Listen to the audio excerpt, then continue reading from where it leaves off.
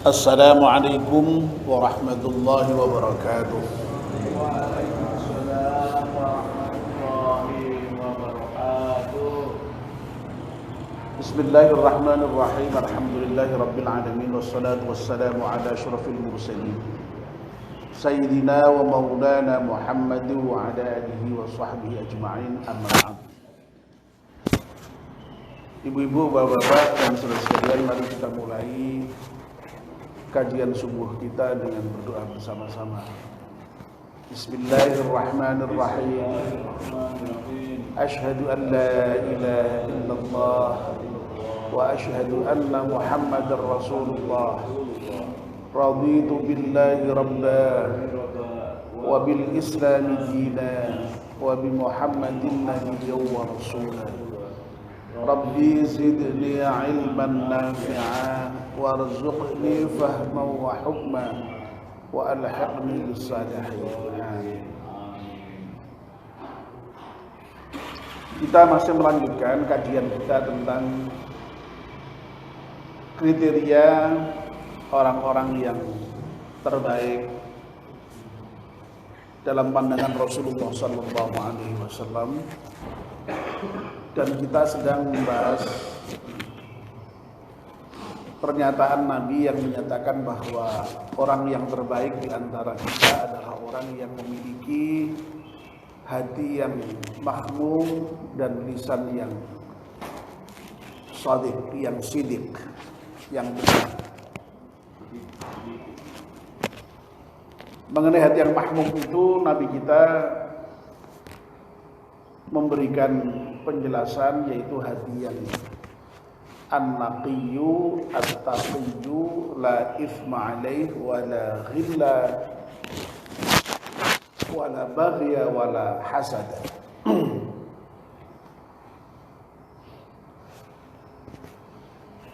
Dua bagian yang pertama, an-naqiyyu dan at-taqiyyu, sudah kita bicarakan. Hati yang bersih itu yang bagaimana, yang bertakwa itu yang bagaimana, sudah kita bicarakan dalam dua pertemuan terakhir kemarin. Kita sekarang berpindah kepada bagian yang berikutnya, yaitu la ithma alaih. Dalam teks lain saya baca la ithma fi. Hati yang tidak ada dosa atasnya atau di dalam hati itu. Bapak dan ibu-ibu, sebagaimana kemarin yang terkait dengan kriteria takwa.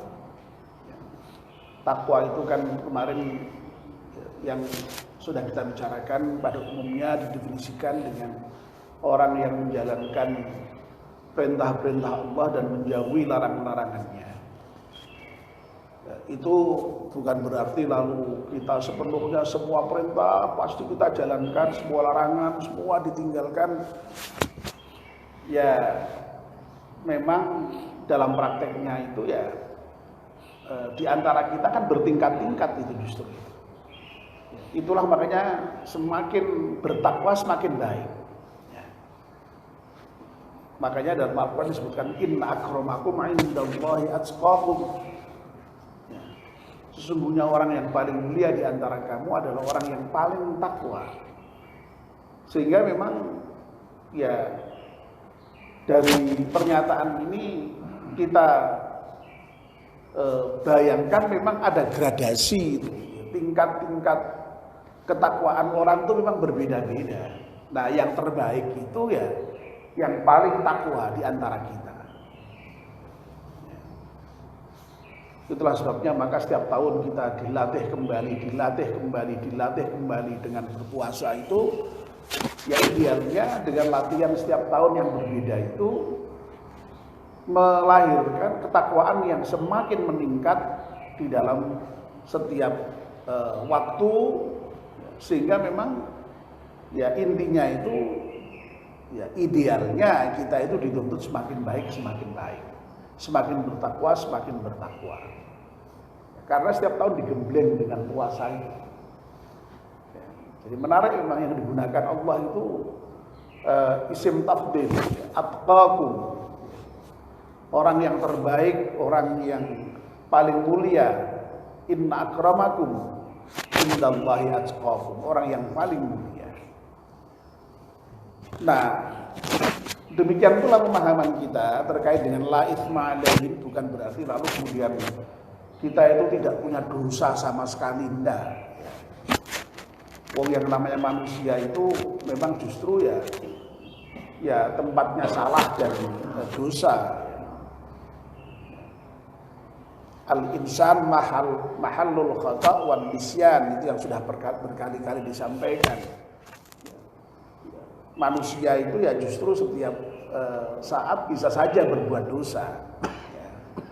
Tapi persoalannya bahwa apakah dosa itu lalu kemudian dibiarkan berdosa terus menerus, apa kemudian kita ya berusaha untuk mengerem untuk tidak berbuat dosa? Kalau toh seandainya terlanjur berbuat dosa, apakah kita ini mau nututi, nyusuli dengan menghapus dosa itu apa tidak? Itu persoalannya. Jadi kalau tidak ada dosa sama sekali malah tidak mungkin. Sekali lagi, manusia itu disebut sebagai manusia justru karena dia ya pernah berbuat dosa itu. Kalau malaikat, nah itu baru memang tidak pernah berbuat dosa sama sekali. Karena malaikat itu memang la ya'sunallaha ma amarahum wa yaf'aluna ma yu'marun. Malaikat itu memang dia tidak pernah bermaksiat kepada Allah dan senantiasa melaksanakan perintah-perintah Allah. Nah kalau kita ini kan ya sok-sok taat, sok-sok maksiat. Hanya saja memang sekali lagi lalu ada tingkat-tingkatannya tadi itu.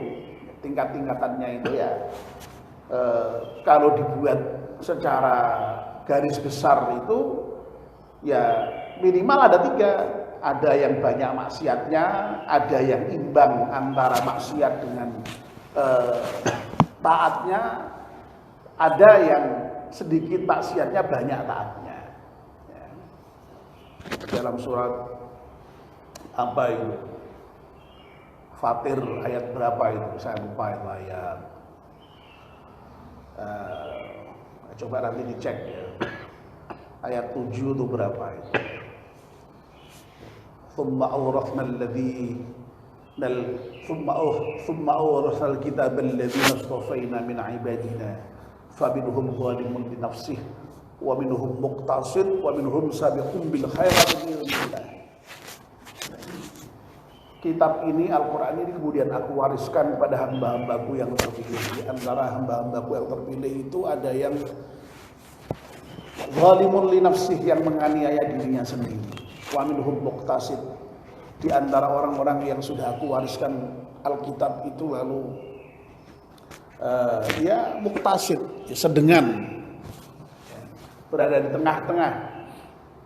Wa minhum sabiqun bil khairat biidznillah, dan yang sebagian lagi itu orang yang senantiasa berlomba-lomba, bersegera di dalam berbuat kebaikan di jalan Allah atas izin Allah Subhanahu wa taala. Nah, ini ditafsirkan sebagai yang zalimun li nafsihi itu ya orang yang sudah beriman kepada Al-Quran, tetapi kenyataannya itu ya tidak mau menggunakan Al-Quran itu sebagai pedoman hidupnya, sehingga ya, antara maksiatnya dengan taatnya itu banyak maksiatnya. Ada orang yang Muslim yang beriman yang seperti itu masih ada. Ada yang di tengah-tengah, maksiatnya jalan tapi ya taatnya jalan, ya, ibadahnya jalan. Nah yang terbagus yang disebut terakhir itu sabiqun bil khairati biidznillah. Nah jadi sekali lagi selama masih disebut sebagai manusia, memang intinya pasti pernah berbuat dosa. Nah persoalannya sedikit atau banyak tadi. Nah lalu setelah berbuat dosa itu ada enggak treatment yang kemudian dilakukan dalam rangka untuk menghapus dosa itu? Apakah kemudian lalu ketika kita berbuat dosa ya wis terima, ya, lalu kemudian dosanya sedikit demi sedikit menumpuk, atau dosa itu kemudian kita hapuskan, kita upayakan untuk dihilangkan? Nah, itu persoalannya. Ya. Orang yang bertakwa itu di dalam Al-Quran juga dideskripsikan oleh Allah bukan orang yang tidak punya dosa. Orang yang bertakwa itu ketika dia berbuat dosa, dia segera ingat kepada Allah dan segera mohon ampun kepada Allah. Walladzina idza fa'alu fahishatan aw dzalamu anfusahum dzakarullaha fastaghfaru lidzunubihim. Jadi orang yang bertakwa itu bukan orang yang tidak pernah berbuat dosa, enggak. Ya wajar suatu ketika berbuat dosa, tetapi ketika berbuat dosa itu kemudian segera ingat Allah dan kemudian segera mohon ampun kepada Allah. Dan Allah itu Maha Pengampun. Itulah sebabnya maka Allah memberikan mekanisme pengampunan itu. Ya. Dulu pernah kita bahas itu dalam satu hadis qudsi, Allah itu menyatakan kurang lebih, hei manusia, kamu itu berbuat dosa setiap pagi, setiap malam. Tukhti'una bil-laili wan nahar. Kata Allah secara qudsi. Ya. Wa ana aghfiru dzunuba jami'a, dan aku ini zat yang Maha Pengampun, yang akan mengampuni dosamu semuanya. Fastaghfiruni, oleh karena itu mohon ampunlah kepadaku, kata Allah.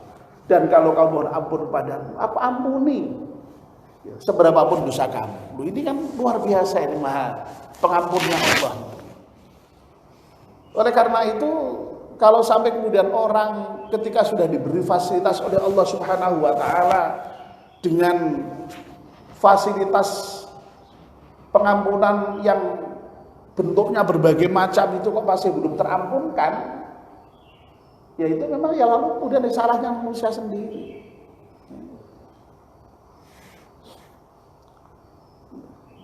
Coba misalnya Allah itu membuat mekanisme pengampunan itu sedemikian rupa luar biasa itu. Innal hasanati yulhibnas sayyi'at. Sesungguhnya setiap perbuatan baik itu akan menghapuskan, menghilangkan hal-hal yang tidak baik. Jadi luar biasa itu. Tanpa istighfar sekalipun, kalau kita itu dosanya hanya dosa-dosa kecil, dengan berbuat baik itu akan terhapus dengan sendirinya oleh dosa itu. Sholat 5 waktu menghapus dosa. Puasa yang kita kemarin lakukan sebulan penuh itu menghapus dosa. Zakat ya, menghapus dosa. Haji menghapus dosa. Semua ibadah itu menghapus dosa. Makanya perintah Nabi itu, kalau kamu suatu ketika tergelincir, berbuat salah, berbuat dosa, segera ikuti dengan perbuatan yang baik. Fa'adbil hasanata tamhuha, kata Rasulullah. Segera ikuti dengan perbuatan baik. Perbuatan baik itu akan menghapus perbuatan-perbuatan yang buruk. Itulah sebabnya maka kemudian lalu meskipun toh tadi mestinya ada dosa, tapi dosa itu kemudian terhapuskan, ya, terampunkan oleh Allah Subhanahu wa taala. Nah, memang dosa-dosa yang bisa dihapus langsung oleh ibadah-ibadah itu adalah dosa yang terkait dengan hakullah, ya. Nah, yang terkait dengan hakku adami itu memang harus dengan meminta maaf secara langsung terhadap orang yang pernah disalahi, pernah dizalimi, pernah diperbuat dosa itu. Baru dengan begitu lalu Allah akan mengampunkannya semuanya. Tapi kalau tidak meminta maaf langsung dengan orang yang disalahi, ya dosa itu akan tetap ada.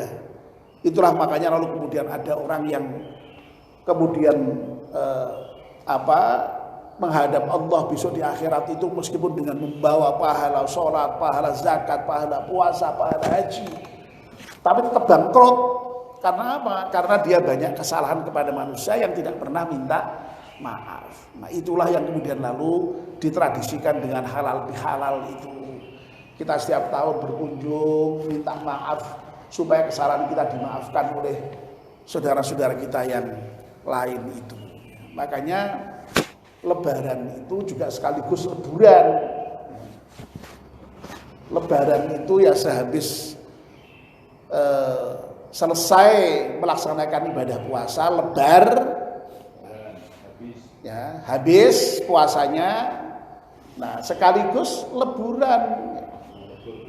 Karena apa? Dosa kita dilebur oleh Allah Subhanahu wa Ta'ala. Makanya kalau di desa-desa itu kalau kita silaturahim lebaran itu biasanya orang tua-tua itu kalau kita menyatakan minta maaf, meskipun kita pernyataan minta maafnya itu singkat, tapi jawabnya ini dawane ora karuan. Ya. Tapi yang saya dengar itu hampir selalu ada kata-kata ya muga-muga dosaku lan dosamu dilebur ing dina iki. Betul Pak Jazuli ya. Itu biasanya ada seperti itu, dilebur. Wong tua akeh salahe, nah biasane kuwi ya. Tapi intinya itu salahku lan salahmu dilebur ing dina iki. Jadi dilebur. Dulu ada tapi dilebur, dihapuskan. Makanya la itsma alaih. Makanya orang yang berpuasa, yang puasanya berhasil itu seperti dilahirkan kembali oleh ibunya waktu kecil itu. Ya, tidak ada dosa sama sekali. Kayak umi waladatuhu ummuh, ya, kata Rasulullah. Seperti ketika baru saja dilahirkan oleh orang tuanya. Dosanya hilang, terhapus, la itsma alaih. Nah, Bapak dan Ibu-ibu, ya mudah-mudahan kita itu ya tentu saja kalau bisa menjaga jangan sampai berbuat dosa. Karena takwa itu menjaga, itu sudah kita bicarakan. Ya, hati-hati betul kita hidup itu. Wadine kok suatu ketika kepleset, ya. Jadi takwa itu bisa digambarkan jalan yang penuh duri kemarin sudah ya. Sehingga kita hati-hati jangan sampai nginjak duri. Tapi juga sok digambarkan berjalan di jalan yang sangat licin supaya tidak kepleset. Ya. Orang kok melaku ning dalan licin lalu kita sembarangan tidak ada. Pasti kita berusaha mencengkram kaki kita itu supaya tidak jatuh. Itulah bertakwa. Nah, ewadine kok suatu ketika kepleset, ya tadi segera mohon ampun kepada Allah Subhanahu wa Ta'ala dan berusaha untuk tidak mengulangi lagi. Sehingga ya wajar kalau Rasulullah kalau sampai Ramadan berakhir kok dosa kita belum diampunkan, ya itu sangat rugi ya kita. Oleh karena itu sekali lagi mudah-mudahan la itsma alaih, tidak ada dosa lagi di hati kita itu. Ya, kalau toh ada sekali lagi mohon ampun. Dan kalau kita mohon ampun pada Allah pasti diampunkan oleh Allah Subhanahu wa Ta'ala. Karena Allah sudah berjanji tadi itu. Wa ana aghfiru dzunuba jami'a, dan aku ini zat yang maha mengampunkan dosa seluruhnya sebesar apa dosa itu. Ya, tidak pandang seberapa besar, asal minta ampun dengan permohonan ampun yang taubatan nasuha, ya, taubat yang sungguh-sungguh, Allah akan mengampunkan dosa kita itu. Nah, mudah-mudahan kita juga bisa memenuhi kualifikasi yang disebutkan Nabi ini, memiliki hati yang tidak ada dosanya ini. Amin ya rabbal alamin. Wassalamualaikum warahmatullahi wabarakatuh. Oh ya, belum ditutup dengan doa. Bismillahirrahmanirrahim. Wal 'ashri innal insana lafi khusrin illa alladziina aamanu wa 'amilus shalihati wa tawassaw bil haqqi wa tawassaw bis sabr. Subhanakallahumma wa bihamdika asyhadu an la ilaha illa anta astaghfiruka wa atubu ilaik. Wassalamualaikum warahmatullahi wabarakatuh.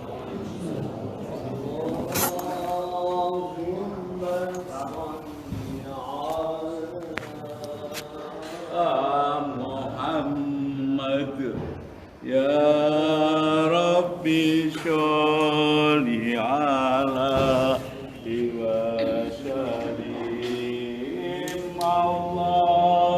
Allahumma sholli ala Muhammad ya Rabb Rabbi sholli alaihi wasallim.